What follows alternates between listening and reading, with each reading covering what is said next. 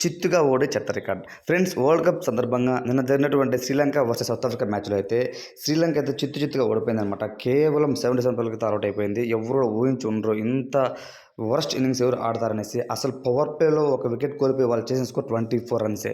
6 ఓవర్లకు గాను 20 రన్స్ మాత్రమే కొట్టారనమాట. దారుణంగా విఫలమయ్యారు అని చెప్పుకోవచ్చు. బౌలర్స్ కూడా సౌత్ ఆఫ్రికన్ బౌలర్స్ విరుచుకుపడ్డారు. సో, ఆండ్రే నాచ్ గాని వచ్చి 4 వికెట్స్ తీశాడు. దాని తర్వాత కేశవ్ మహారాజ్ బాగానే వేశాడు అతను కూడాను. రబాడా వీళ్ళందరూ చాలా కరెక్ట్‌గా బౌలింగ్ చేసి వాళ్ళ వాళ్ళని 77 పరుగులుగా కుప్పకూలే విధంగా చేశారనమాట. వనిందు హసరంగ గురించి చెప్పుకోవాలండి.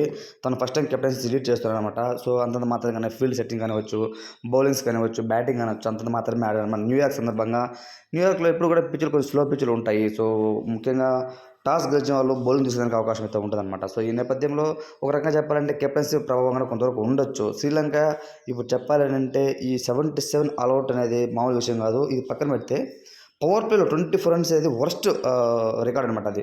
ఆల్రెడీ వాళ్ళు 2022లో వాళ్ళ పేరు మీద అనమాట 24 రన్స్. అదే పేరు మీద మళ్ళీ ఇప్పుడు సమన్ చేసి 24 రన్స్ చేశారనమాట. ఇంకొక చెత్త రికార్డ్ ఏంటంటే 10 ఓవర్స్‌కి కేవలం 40 రన్స్ మాత్రమే చేశారనమాట. ఇది కూడా ఒక వరస్ట్ రికార్డ్ అని చెప్పొచ్చు. క్రికెట్ చరిత్రలో కూడా పవర్ ప్లేలో తక్కువ స్కోర్ శ్రీలంకదే. At the same time 10 overs తర్వాత తక్కువ స్కోర్ అయితే వీళ్ళదే అనమాట. దారుణంగా విఫలమయ్యారు. అనంతరం 77 టార్గెట్‌ని బరిలోకి దిగిన సౌత్ ఆఫ్రికా కూడా వాళ్ళు కూడా నెమ్మదిగానే ఆడారు. పిచ్ ఏమంత మాత్రం సెకండ్స్ కూడా అంతగా బాలేదనమాట. నిదానంగా ఆడుతూ వచ్చారన్నమాట. Quinton de Kock, Heinrich Klaasen. So, కొంతవరకు పర్లేదనిపించారు. వనిందు హసరంగ అయితే ఒక వికెట్ దక్కింది. ఏది ఏమైనా సరే ఫ్రెండ్స్, శ్రీలంక కొంతవరకు యాంజలో మాథ్యూస్ ఉన్నారు. మంచి నిశలంక ఉన్నారు. కొంతవరకు ఆడేవాళ్ళు ఉన్నారు. బట్ ఎందుకు అట్లా విఫలమయ్యారు అనేది ఇంకా ఒక రకంగా చెప్పాలంటే వాళ్ళు మేబీ ప్రాక్టీస్ మ్యాచెస్ సరిగ్గా ఆడుండకపోవచ్చు. లేకపోతే న్యూయార్క్ పిచెస్ కదా కొంచెం కొత్తగా అయి ఉండొచ్చు. సో, ఏది ఏమైనా ఇంత దారుణంగా విఫలమవ్వడానికి అస్సలు 2 బిగ్ డిఫాల్ట్ అని చెప్పొచ్చనమాట. Power play score at the same time 10 overs score.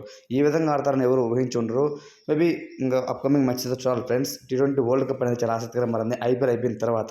Friends, మీ పాయింట్ ఆఫ్ వ్యూ ప్రకారము టీ20 వరల్డ్ కప్ టాప్ 4 టీమ్స్ ఏవి ఉంటాయి అని మీరు కామెంట్ తెలియచేయండి. ఇలాంటి మరిన్ని వీడియో కోసం మన ఛానల్ సబ్స్క్రైబ్ చేయండి, సపోర్ట్ చేయండి. Thanks for watching friends.